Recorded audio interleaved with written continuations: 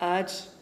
कल की जो हमारी प्रेस कॉन्फ्रेंस शाम को हुई उसके बाद अभी तक गुजरात में जो नए केसेस आए हैं इस प्रकार से हैं। कुल नए केस 176 और आज 7 ऐसे केसेस हैं कि जिसमें हमारे जो मरीज़ थे चिकित्सा ले रहे थे और फिर उनका दुखद अवसान हुआ है, और 2 ऐसे लोग हैं जो डिस्चार्ज होके वापस अच्छे होके घर चले गए हैं। इसमें 176 केस में सबसे ज़्यादा अहमदाबाद में है 143 143 केस हैं, वडोदरा में 13, सूरत में 13, राजकोट 2, भावनगर 2, आणंद 1, भरूच 1 और पंचमहाल 1। इस तरह से 176 केस पूरे पॉजिटिव आज आए हैं। इसमें फिर से हम कहेंगे कि इसकी वजह से बिल्कुल पैनिक या घबराने की ज़रूरत नहीं है। उन्हीं विस्तारों में जहाँ पर ये ऑलरेडी थोड़े ज़्यादा केसेस आए थे जिसकी वजह से उसे हॉटस्पॉट कह रहे थे, उन विस्तारों में जब ये घनिष्ठ चेकिंग हुआ है तो उसकी वजह से इतने केसेस पॉजिटिव निकले हैं। 2 चाली में या फिर 3-4 ऐसे लोकेशंस में उधर से ज़्यादा केसेस निकले हैं। लेकिन सामान्य तौर पर इस बीमारी में ऐसे होता है कि 80% लोग एसिम्टोमेटिक होते हैं या माइल्डली सिम्टोमेटिक होते हैं। 20% लोग, उसमें भी 5% जो हैं, मतलब 20 में से 15% ऐसे होते हैं कि जिनको थोड़ा सा बुखार हाई है वगैरह, पर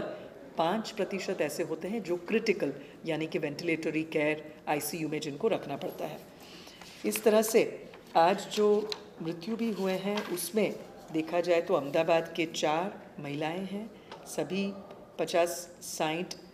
70 और इस तरह से अलग अलग, जिसे हम एल्डरली के कैटेगरी और कोमॉर्बिड जिन्हें और भी बीमारियां थी उस कैटेगरी में कह सकते हैं।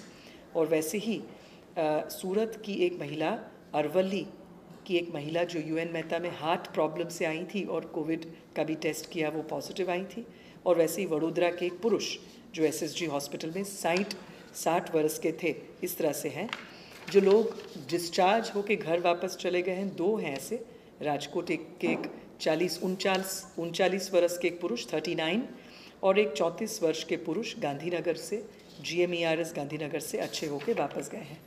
इस तरह से आज खास 2 और चीज़ें कहनी हैं कि रैपिड टेस्टिंग किट्स हवाई जहाज़ से कल दिल्ली से हमारे यहाँ 24,000 जितने आए हैं, और इन सबका आज हमारी निष्णात टीम सवेरे उनके साथ डिटेल में मेरी मीटिंग टेलीफोनिक हुई है,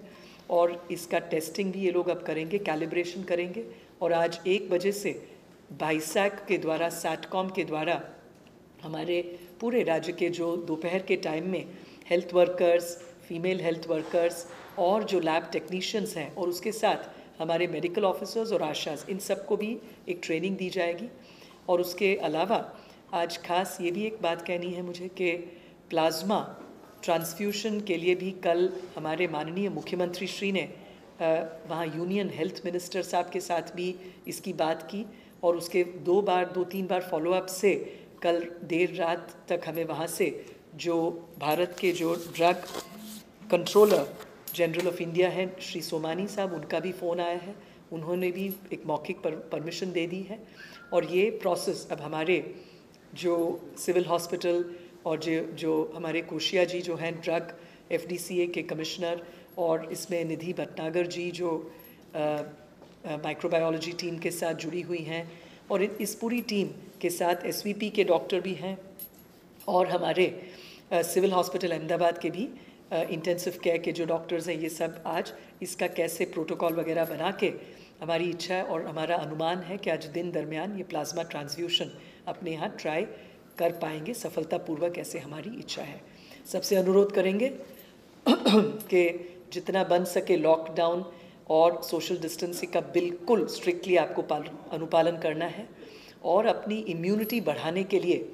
आपको जितना भी विश्वास हो, या तो आयुर्वेद में या होम्योपैथ में, और जनरल योग व्यायाम, बिल्कुल तनाव स्ट्रेस न रखें, बिल्कुल अतिशय डरने की या भयभीत होने की ज़रूरत नहीं है। घबराहट से आपकी रोग प्रतिकारक शक्ति कम हो जाती है, इसीलिए मानसिक बिल्कुल एक समता बनाए रखें, और अच्छा न्यूट्रिशन वाला फूड, अच्छा सादा सिंपल इजीली जो डाइजेस्ट हो सके ये भी आप खाना लें, और जितना बने सिंपल एक्सरसाइजेज, योग, अनुलोम विलोम, प्राणायाम वगैरह करें। और अगर आपको निःशुल्क धोरण पर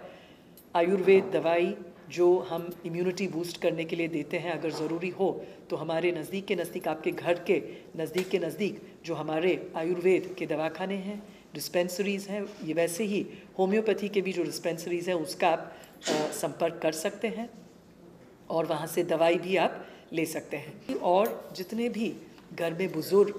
अपने लोग हैं, बड़ी उम्र के लोग हैं, उन सब को बिल्कुल उनकी हिफाजत करिए,